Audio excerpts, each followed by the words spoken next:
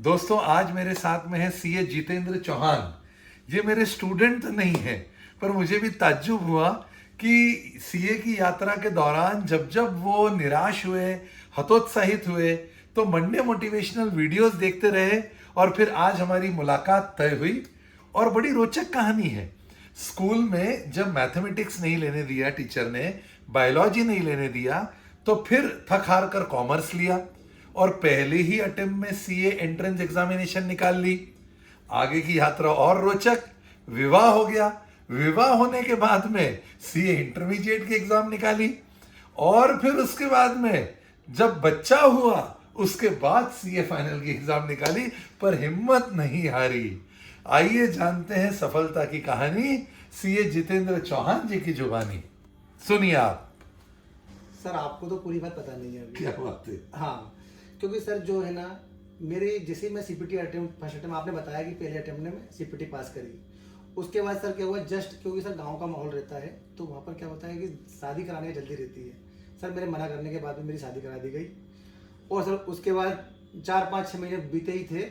उसके बाद फिर सर मेरे को याद आया कि मुझे तो सीए इंटर देना है। याद आया। हाँ, सीए इंटर याद आया। तो बढ़िया है। सर मैंने ट्राई करा।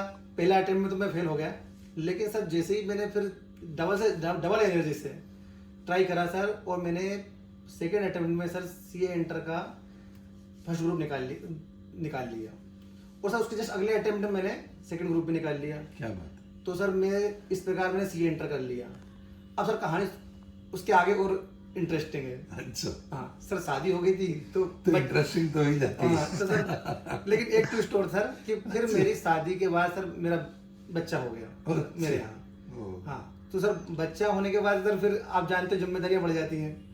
सर जिम्मेदारियां बड़ी ठीक है, लेकिन सर मैं तो ठान के आया हूँ मुझे सीए बनना है। और मैं तो वो हर बच्चों को देना चाहता हूँ मैसेज कि जो बच्चा जो जीवन में ठान लो वो करना है, परिस्थिति चाहे कुछ भी हो जाए। वाह सर, क्योंकि मेरा तो मानना है कि जो एक बार ठान लिया तो ठान लिया। और सर आप यकीन नहीं मानोगे, मैंने जस्ट जैसे ही मैं फर्स्ट ग्रुप दिया और सर एक बार चोट खाई मैंने। मेरी सर एग्जाम्सन आई थी एसएफएम में और मेरे सर अकाउंट में आए थे 61 मार्क्स। लेकिन सर क्या हुआ कि अगले अटेम्प्ट में 61 मार्क्स आए थे मेरे, तो मेरी क्या वो एग्जाम्सन नहीं मिली अकाउंट की। तो बच्चे तो ही टूट जाते हैं सर बहुत सारे कि भैया अब मैं कैसे करूँगा। लेकिन सर मैं डिमोटिवेट भी हुआ और फिर अपने आप को बाउंस बैक करा। और सर मैंने, आप यकीन नहीं मानोगे, मैंने विथ अकाउंट के साथ एग्जाम्सन एसएफएम के साथ एग्जाम्सन करके अपना फर्स्ट ग्रुप निकाल लिया सीए फाइनल का।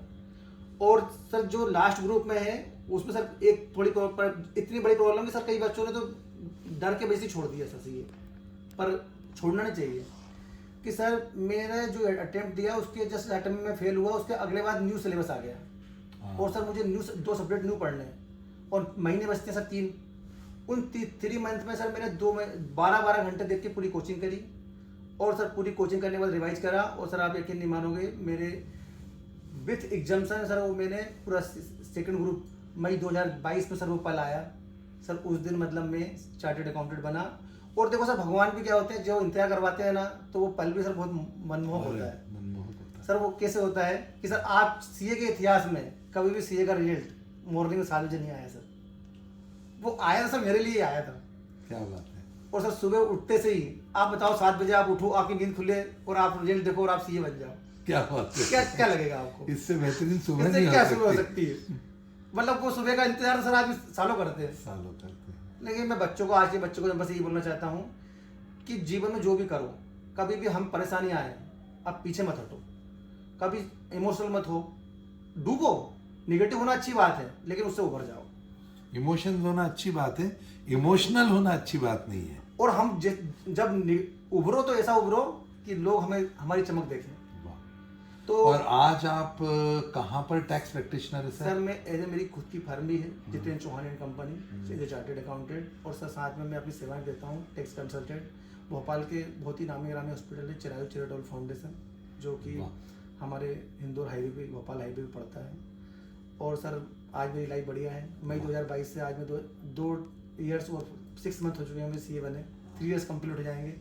तो जीवन में संघर्ष चलता है, लेकिन अगर आप हिम्मत नहीं हारोगे तो बहुत ज़्यादा तो नहीं, लेकिन ऐसे कामयाब तो हो ही जाओगे कि अपने बारे में बता सको लोगों को। क्या बात है, जैसे हम आपको बता रहे हैं हाँ। सर के बारे में, क्या कहना चाहेंगे आप? मैं तो बच्चों को एक बार बोलना चाहता हूँ सर, हाँ। और ये जो मेरी सिर्फ 4 लाइनें हैं, अगर किसी बच्चे ने अपने जीवन में उतार ली तो सर मैं बोल रहा हूँ कि वो जीवन में कोई भी लक्ष्य प्राप्त कर लेगा, क्योंकि मैंने सर अपने जीवन में इन लाइनों को जिया है सर। वाह, बताइए।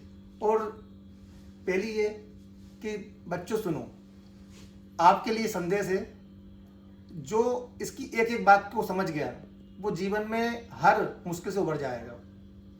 कि सर आपकी तरह ही सर, आपके मंडे मोटिवेशन देखे मैंने, और सर बहुत बच्चों को बहुत प्रेरित करते हैं, मुझे भी बहुत करे।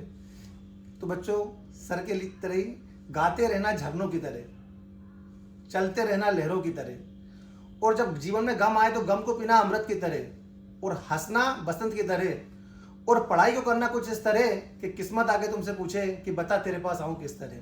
क्या बात है। तो ये जीवन में अगर आप इन लाइनों को समझ गए तो आप हर मुकाम पे पहुंच जाओगे, और मैं तो यही चाहता हूं कि हर बच्चा जो सपना देखता है उसका पूरा हो। सर बस यही आशा हो साहब। बहुत बहुत धन्यवाद जितेंद्र जी। मतलब ये जो संघर्ष है दोस्तों, और ये जो अनवरत प्रयास करने की जो यात्रा है, इसको सलाम, और हर उस बच्चे को सलाम, उस जज्बे को सलाम, हर उस संघर्षकर्ता को सलाम जो उस लक्ष्य को पाने के लिए घर से निकलता है। क्योंकि मंजिल मिलेगी भटक कर ही सही, मंजिल मिलेगी भटक कर ही सही, गुमराह तो वो हैं जो घर से निकले ही नहीं। तो दोस्तों, जितेंद्र सर और आप सब लोग इसी तरह जीवन में सफल होते रहे, और आपकी स्टोरीज लोगों को इंस्पायर करते रहे। इसी के साथ बहुत बहुत धन्यवाद जितेंद्र भाई। सर आपका आप भी बहुत बहुत धन्यवाद। बिल्कुल, आप भविष्य में भी हमसे जुड़े रहिए और बताते रहिए बच्चों को कि आपने क्या क्या झंडे और गाड़े हैं।